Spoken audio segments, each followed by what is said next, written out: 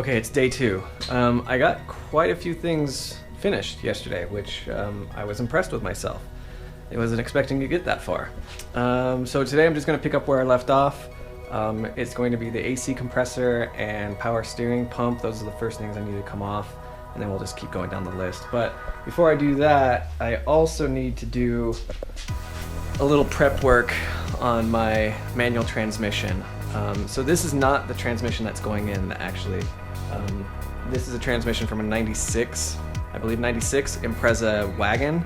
So the gear ratio in this is wrong. I think this is a 411 and the Sport Sedan is a 3.9. So, but that's okay. This one I already have a home for, and I have the correct transmission. Like I said, I pulled another one out of a 93 Sport Sedan, so it's the right gear ratio, and it's the gearbox I was meant to go in that car. So I have that, I just need to go pick that up. But I do need to do some prep work here, namely on the brace, the transmission brace. So it's different between the manual and the automatic. I have a manual one, so I'm going to get that cleaned up, put a new coat of paint on it just to make sure that rust isn't going to get in there.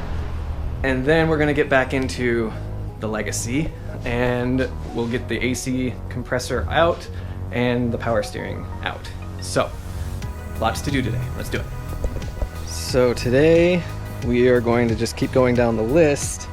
So the next thing to take care of are the accessories. So AC compressor and the power steering pump.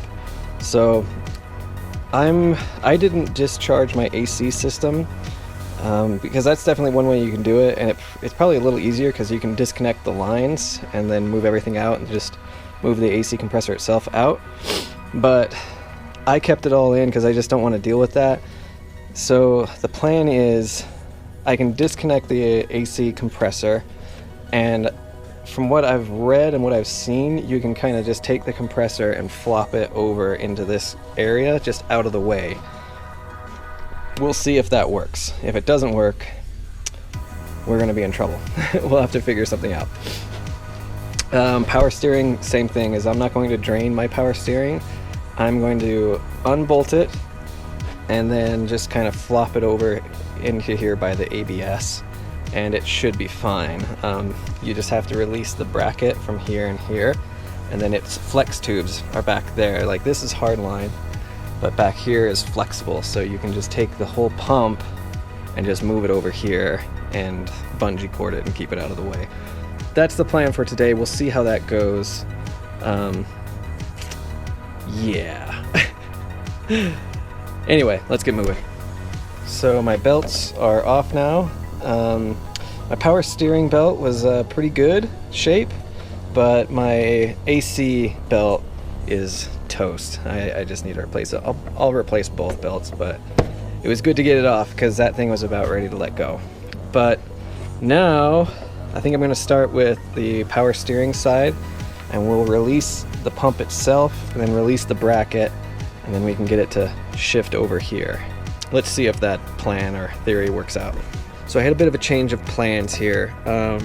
You can see the power steering pump is removed, so I just took the 3 bolts out of the pump itself and then the 2 that secure the lines to the bracket, and then it's just laying right here. You can see that it's a flexible tube up to hardline, and it sits right here, no problem. So the original plan was to remove the alternator and the AC compressor, but upon further inspection, this is a lift point for the engine. So there's one here, and the other one is right here, right in front of the turbo. So the video that I'm watching for reference from Subaru Only channel, he's removing an EJ, I think it's an EJ 205 or an EJ 207. Can't remember. I think it's a 205. But with the newer versions of the EJ series, like the EJ 205 or 207, they have a big aluminum bracket that sits right here, and the air conditioning compressor actually lives in that bracket. So you can remove the AC compressor, flop it over here to get it out of the way of the motor, but then you have to leave this big chunky bracket as your lift point. And that's all fine and good, that'd be great, but the EJ22 is designed just a little bit different. differently. So I need to keep my AC compressor and the alternator because I need this as my front lift point. So not a big deal. I just had to remove the high and low pressure AC lines. We're not going to talk about how that happened. Yeah, so that's just a quick adjustment, not a big deal. So this is going to be my front hoist point, and then my rear point, I don't know if you'll be able to see it, but it's right here. So yeah, you can see it. There, my finger is right through it. It's right here. So that's good. Like, it'll be basically the chain will go from the rear passenger of the motor to the front driver of the motor. So it should load balance itself pretty well as it's coming out. So let's consult the list. So AC and power steering are out. Next is the downpipe, and I did get those bolts to turn last night. The ones down there, that's going to be a challenge. They are rusted to hell. Like, they are in really bad condition. I can almost guarantee I'm going to snap some of them, which is not ideal. But I'm going to be as gentle as I can with them. I've been soaking them in PB Blaster for the last couple of hours, but just while I've been working up here on the top of the motor. But I'm going to scoot down there right now, and I'm going to try to get those to at least spin right now, and then we'll see if we can get them the rest of the way out. Here we go. All right, I just wanted to show you what I'm dealing with here with the downpipe. Yeah. Hopefully you can see that. See these bolts? I got to get it all the way back to here, to this flange, the mid-pipe flange. So it's this whole section, and then it goes up, and this connects right to the back of the turbo. I don't have the best of luck when it comes to exhaust systems, especially ones that are this cruddy and corroded. We'll see what happens. Pray for me. That is the world's worst saxophone. That sucks getting out. Look at this flange.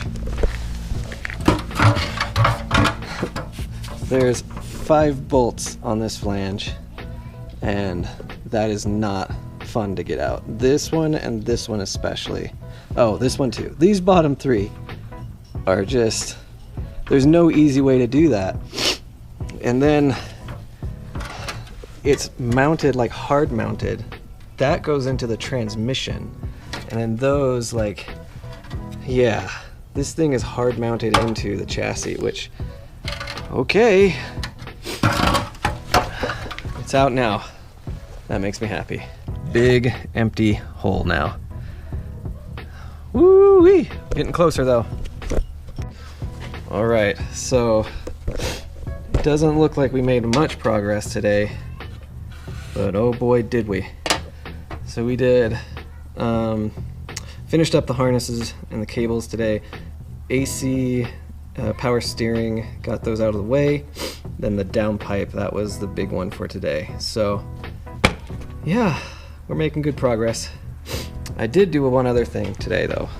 So this is the transmission crossmember for the manual.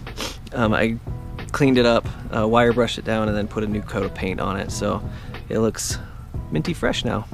Whew, I didn't plan on this being like a 3 or 4 day marathon, but that's what it's turning into. This is my second day working on it. Tomorrow I'm going to start tackling the bell housing bolts. It looks like everything's pretty accessible right now, so hopefully those don't go too badly. And then I got to get the torque converter.